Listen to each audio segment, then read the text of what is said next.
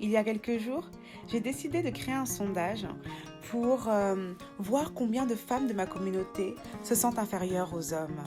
Et au vu des résultats, je me suis rendu compte que l'écart entre le oui et le non n'est pas très grand. Je voulais vraiment remercier ces femmes pour le partage de leurs histoires, pour leurs messages et aussi leur avis. Donc je vous laisse avec cette vidéo. Sommes-nous inférieurs aux hommes ou non ?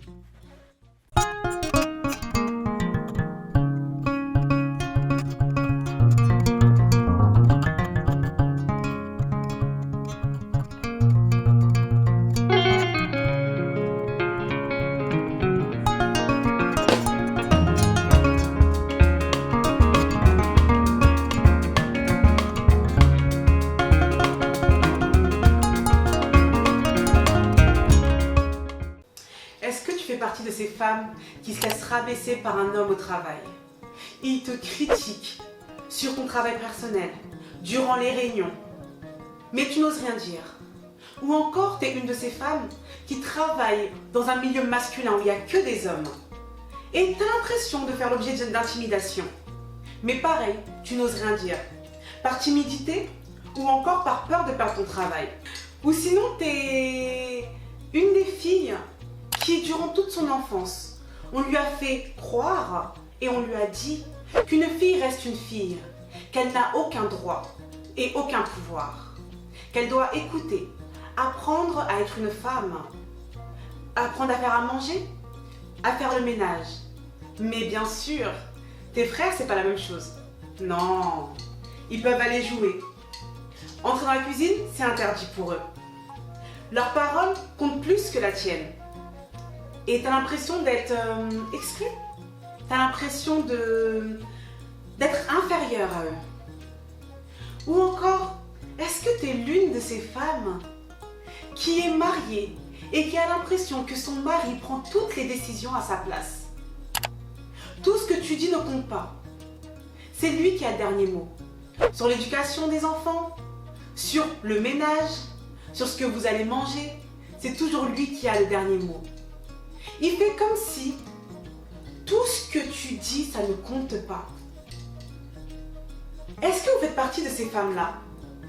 Vous savez, nous sommes toutes capables de citer plusieurs hommes qui ont marqué l'histoire, dans des domaines nombreux et variés. Mais qu'en est-il des femmes? Dans le milieu professionnel, est-ce que vous saviez que c'est qu'en 1907 que nous, les femmes, on a pu commencer à travailler et toucher un salaire? Et après, c'est qu'en 1965 qu'on a pu travailler sans l'autorisation de notre mari. Est-ce que vous le saviez? Aujourd'hui, on a la chance d'être des femmes indépendantes, intelligentes. On peut prétendre à un poste de cadre, d'ingénieur et plein d'autres postes. On peut travailler dans ce qui nous plaît. Alors ne laissez personne vous faire douter de vos capacités. Non. Soyez confiants lorsque vous donnez vos idées. Bien sûr, toute critique est bonne à prendre pour pouvoir s'améliorer encore et encore. Mais quand celle-ci est méchante, rabaissante et qu'elle ne vous aide pas, il faut savoir dire stop. Vous ne perdrez jamais votre travail pour avoir dit ce que vous pensez.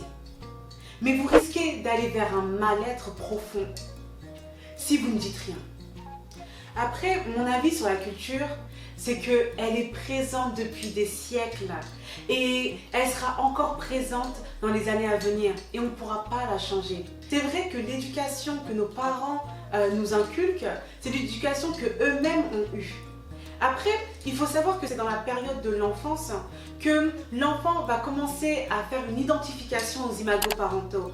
Donc ça veut dire que le garçon va plus s'identifier à son père et la fille va plus s'identifier à la mère.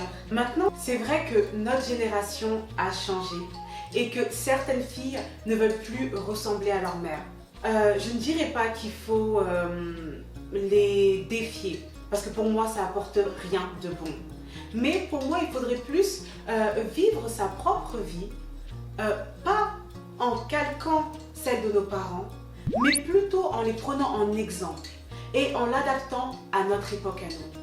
En ce qui concerne la relation avec le conjoint, c'est vrai que pendant longtemps, le mari avait la main mise sur sa femme.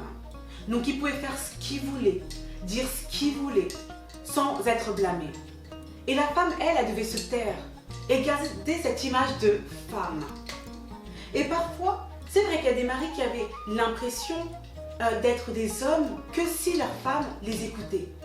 Donc ce qui faisait qu'ils essaient de la mettre à leur image, de la façonner, de faire en sorte qu'elle ressemble à leur idéal. Mais ce n'est pas possible. Non, ce n'est pas possible.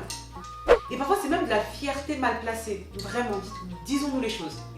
Après, je vous mets juste en garde, faites attention les filles. Des fois, vous pouvez être face à des pervers narcissiques. Mais aussi, je vous mets en garde, il ne faut pas que tout ce que votre conjoint vous dit, vous dites « Ah, il essaye de me soumettre. Ah, il essaye de me façonner. » Non. Il faut regarder quand même le ton dont il a dit. Est-ce que c'est un ordre? Est-ce que tu as le choix de choisir ce que tu veux faire ou non? Il faut vraiment regarder tout ça. Franchement, il est important de savoir défendre son point de vue sans être dans la confrontation. Surtout dans le couple. Dans le couple, on est censé avancer ensemble, évoluer ensemble, apprendre ensemble, mais pas essayer de changer l'autre. Non. Après, je rappelle juste qu'il est important qu'il y ait du respect. C'est primordial.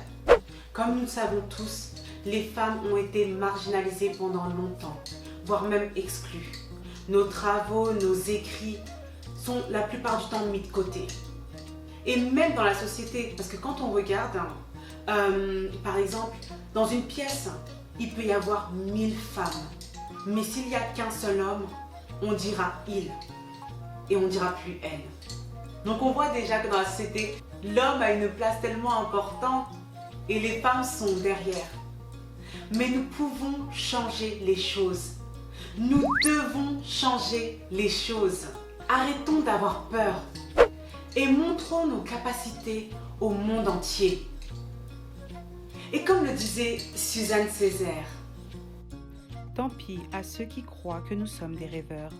Cette terre, la nôtre, ne peut être que ce que nous voulons qu'elle soit. Alors n'ayez plus peur d'être qui vous êtes et faites briller votre lumière. Je vous laisse sur cette réflexion, ce questionnement. Mettez en commentaire ce que vous pensez.